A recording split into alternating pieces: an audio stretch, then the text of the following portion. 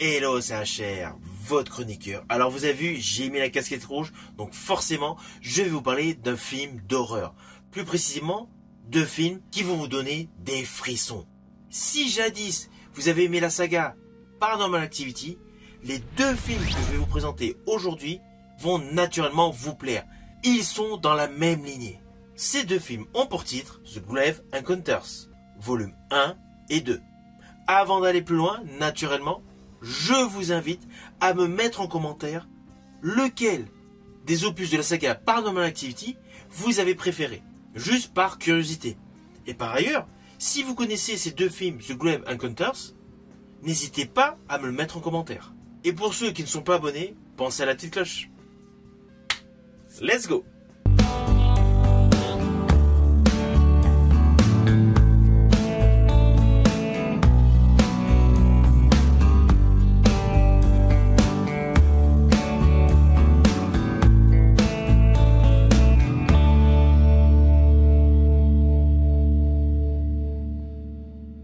Alors naturellement, je vais commencer par l'opus 1, qui fut réalisé par The Wachowski Brothers, deux réalisateurs.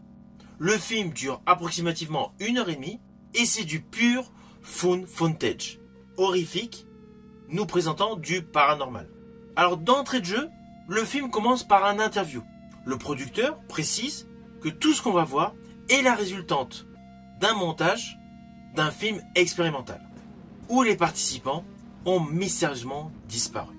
Assez rapidement, nous basculons et nous voyons justement cette équipe de tournage qui rentre dans un bâtiment. Ce sont des habitués de la chose. Le titre Grave Encounters est en fait le titre de leur émission, où ils ont eu pléthore de rencontres avec le paranormal. Mais on s'aperçoit rapidement qu'ils faisaient beaucoup de trucage, car là justement nous voyons l'envers du décor, avec même un acteur qui interprète un médium. En fait, si vous connaissez la série Ghost Hunter ou Ghost Lab, ce film débute dans le même style. Sauf que là, il rentre dans un ancien hôpital psychiatrique qui est apparemment hanté. Oui, apparemment hanté, car après l'installation de leurs caméras, de leurs effets spéciaux, etc., il commence à y avoir des événements surnaturels.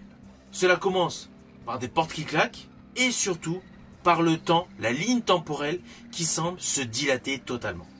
Alors pour du film found footage, c'est particulièrement réussi. La simulation des présences invisibles qui se manifestent est très bien orchestrée. Il y a une réelle ambiance immersive au fur et à mesure que l'équipe de cette série télé parcourt les dédales de couloirs de cet hôpital psychiatrique. On a réellement l'impression d'être dans un labyrinthe, avec une lumière en vision nocturne qui accentue cet effet d'angoisse. En fait, assez rapidement, il y a un changement de ton. Au tout début, c'était un côté plutôt amusant avec une parodie de la télé-réalité par rapport aux séries télé sur le paranormal. Puis d'un seul coup, on bascule littéralement dans un film d'horreur qui fait vraiment flipper. Il y a une réelle montée d'adrénaline au fur et à mesure qu'on avance dans l'histoire. Alors oui, le scénario, il y a un petit côté qui est prévisible, ce qui est assez logique. Mais cela n'empêche pas que ce film joue à jeu égal, on va pas se mentir, avec plusieurs opus de la saga des Paranormal Activity. Surtout qu'il met pleinement en exergue la perte des repères, l'enfermement et surtout l'impression constante qu'en chacun de nous, il y a un grain de folie qui peut se déclencher lorsqu'on a peur. Ce film, The Grave Encounters numéro 1, est vraiment une très bonne surprise. Selon moi, cela fait partie des petites pépites à découvrir. Surtout si vous ne le connaissez pas. C'est vraiment un film à voir. Naturellement, celui-ci a eu du succès et l'année suivante, il y a eu l'opus 2.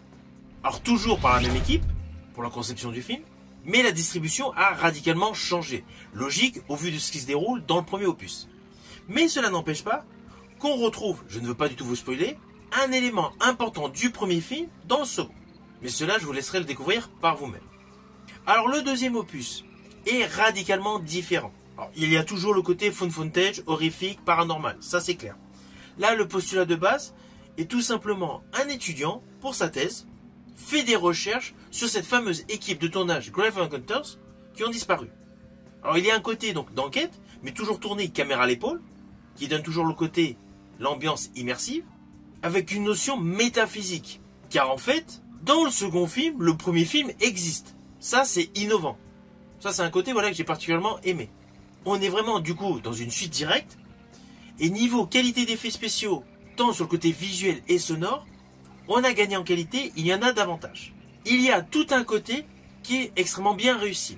Néanmoins, ce deuxième opus a un bémol. C'est le casting. Alors, le casting est bon, ils sont tous impeccables dans leur rôle.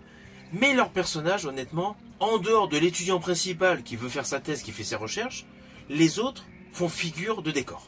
La trame scénaristique n'est pas du tout édulcorée autour d'eux. Ce sont uniquement des faire-valoir. Tandis que dans le premier film, tous les protagonistes avaient vraiment leur particularité, leur psychologie, leur comportement totalement antagoniste face à la peur, face à l'angoisse. Là, dans ce deuxième film, il y a beaucoup de conventionnels. Alors, cela n'empêche pas que, contrairement à ce que j'ai pu entendre, le film est quand même bon.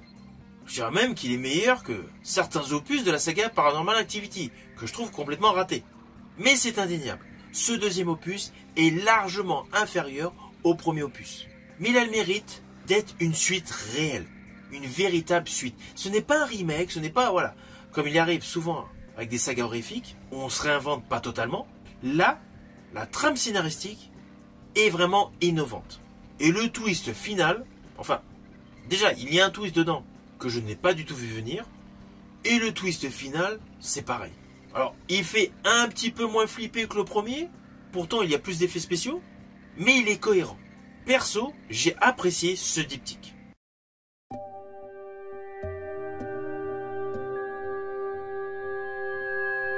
Alors au final, naturellement, ces deux films que je vous invite à découvrir. Ils sont disponibles actuellement par le biais de support physique, via DVD et Blu-ray. Alors moi, je les ai eus tout simplement par le biais d'Amazon. Donc vous pouvez les avoir très rapidement chez vous. Et honnêtement, le coffret est plutôt pas mal. Voilà, il est présenté comme ceci.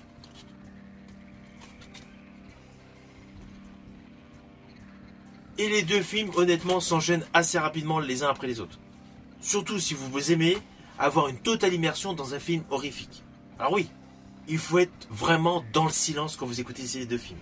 Car le moindre petit bruit, le moindre petit craquement qu'on entend n'est pas qu'un accompagnement. Il est fait pour vous permettre de vous sentir tout simplement aux côtés des acteurs. Si vous allez voir ces films, je vous invite à revenir sur ma chaîne pour mettre un commentaire. Je vous dis à bientôt pour une prochaine vidéo.